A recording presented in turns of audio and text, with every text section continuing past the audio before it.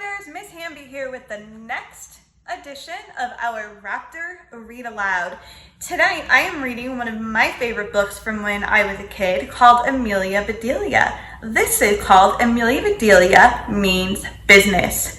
Written by Herman Parrish, pictures by Lynn Averill.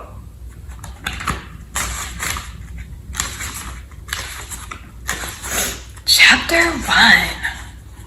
Money is the route. Amelia Bedelia never meant to lead a pack of dogs on a wild goose chase. She never meant to steal something and then sell it. She never meant to make someone look bad, very bad, or lead a parade astray, or even stomp on a piece of perfectly delicious cherry pie.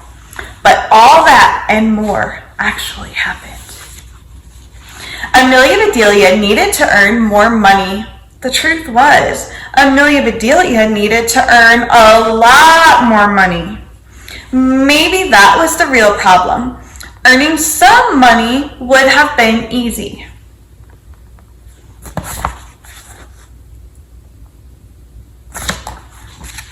Amelia Bedelia could have planted petunias for a neighbor or fed a cat while its owner was on vacation. But such small jobs would never have earned the wheelbarrows full of money Amelia Bedelia needed to make.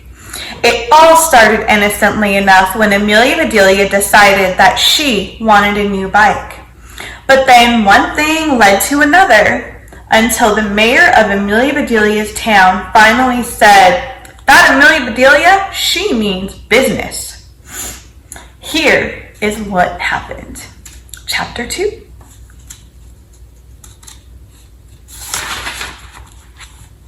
The bike. Amelia Bedelia adored her bike. It was a great bike. It was fast and dependable, and she had learned to ride on it. She could tell you how it had gotten every dent. She could tell you what had chipped each fragment of paint from the frame and what had made those rusty scratches on the chrome. She could match each insult to her bike to an injury on her body. Scabs on her knees, scrapes to her elbows, bruises on her shins, and a tiny sliver of a scar under her chin. Amelia Bedelia had parked her bike at the bike rack. She was about to go into school when she saw some kids buzzing around Suzanne Scroggins. Suzanne was a new girl this year. She told all her friends to call her Susie. Amelia Bedelia still called her Suzanne, even though Amelia Bedelia sat right behind her. Amelia Bedelia had never figured out why Suzanne was so crabby and bossy every day. Every day except for today. It was the last day of school before vacation. Amelia Bedelia noticed the difference right away. Suzanne was smiling from ear to ear. Then Amelia Bedelia saw why. Suzanne had a new bike. It was the most beautiful bike in the world. Amelia Bedelia was speechless, but she did make a sound. It was the takes your breath away, inhaling sound that you can't control when you see something amazing.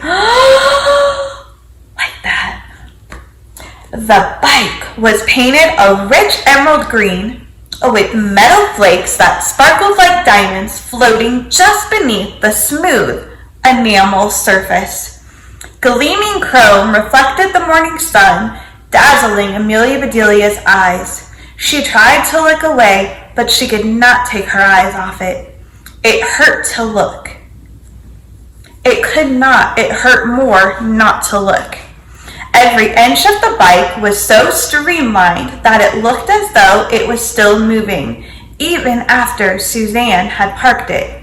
From the back of her throat, Amelia Bedelia managed to croak, "Nice bike." "Thank you," said Suzanne. "But bikes are bikes." "That's true," said Amelia Bedelia. "Just two wheels with spokes." "And lots of gears," said Suzanne. "I don't have any gears," said Amelia Bedelia.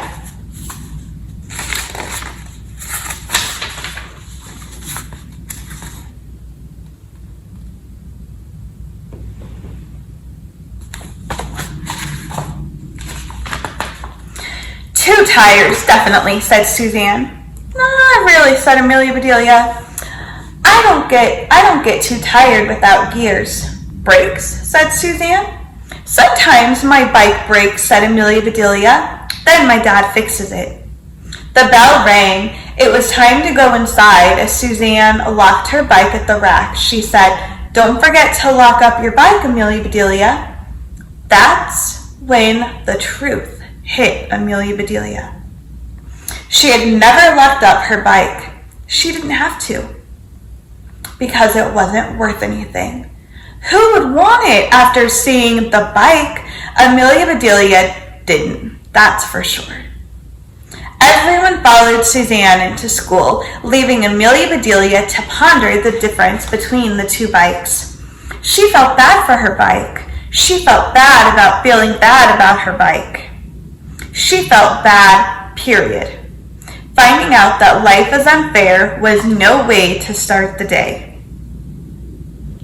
And it was certainly no way to start school vacation. That afternoon after school, Amelia Bedelia avoided everyone, even her friends. She hid behind the dumpster, listening to the laughter and the jokes and the cries of, "Have a good break." Finally, Amelia Bedelia got on her bike and rode home. She took the back way so no one would see her.